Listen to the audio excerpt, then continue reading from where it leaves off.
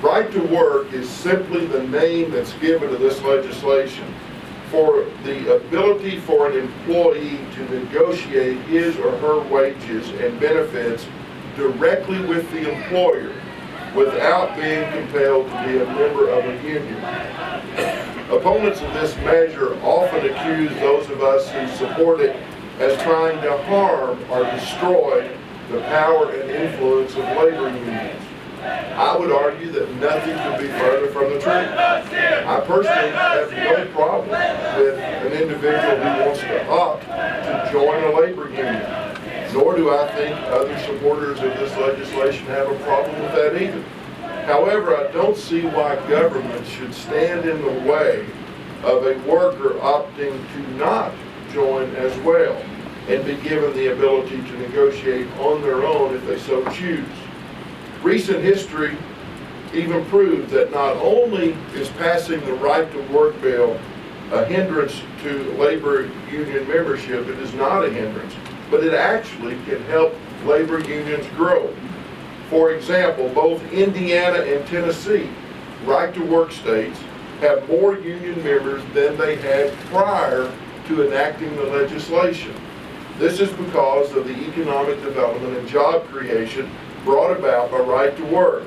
These states made their economic climate more attractive to businesses expanding and or locating there, and they were able to grow their labor force, both union and non-union.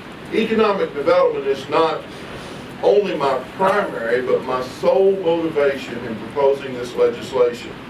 We have to do our part in this state to make Kentucky more attractive to expanding our job market.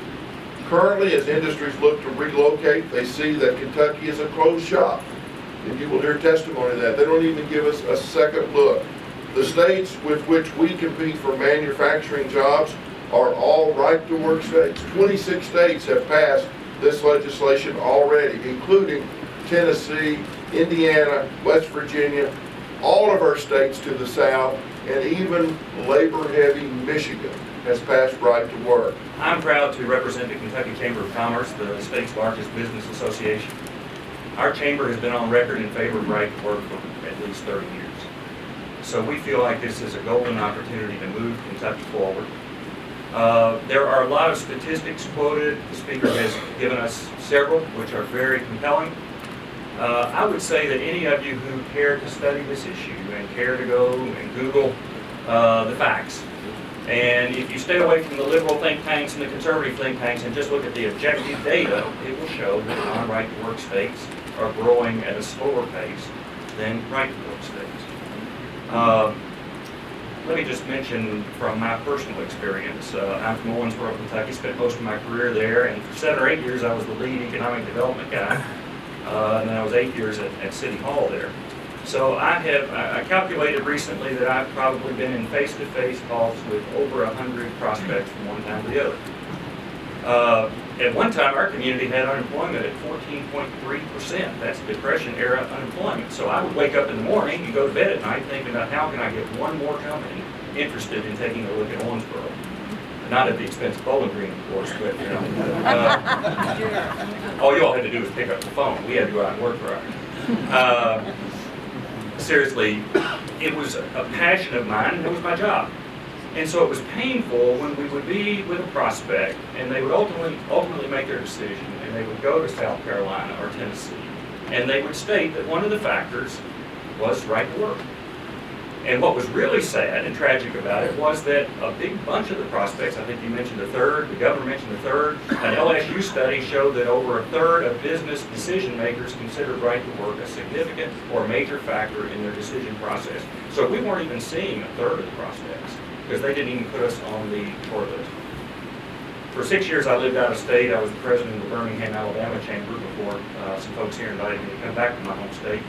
When I was there, I was not on the state economic development team, but I know for a fact that that state economic development team frequently, especially in head-to-head competition with Kentucky, was eager to tell those prospects that that Kentucky was not Right to Work. I know one major prospect that came down to Kentucky versus Alabama, and every time the Alabama team opened their mouth, they said, and by the way, you know Kentucky's not Right to Work. and we lost that prospect. Today it employs several thousand people. So from that perspective, from my personal perspective of yearning to get that next company into Kentucky, I very much support this, and I'm proud that the Kentucky Chamber has been on record. We've got statistics, we'll be glad to share that with anyone in terms of the growth of per capita income, employment, manufacturing employment, etc. You have to be careful when you're looking at the statistics because there's a lot of cherry picking that goes on. And a lot of people, they play with the timeline. Well, let's move it back before the recession and then it'll look like this. They'll play with the timeline. But if you look at it objectively, the economic data is convincing that Right to Work will put a sign on the front door of Kentucky that we're open for business. Simply put, this issue could not be any more clear. Right to Work guarantees a basic freedom. The freedom to work without mandatory union membership. Just as the First Amendment guarantees the freedom to assembly, so too does it guarantee the freedom to abstain from assembly. The data has made the economic impacts obvious. Right to Work states experience lower unemployment, greater job growth, population growth, and income growth. Between 2001 and 2011, Right to Work states added 1.7 million jobs, while forced union states lost over 2 million jobs in that same time period. That this law is right for Kentucky. We need economic growth. We have places in our state that are still in depressions that haven't even seen the tepid recovery that our nation's seen nationally. And we need and have to pass this bill so that we can have every tool in the toolbox that we can.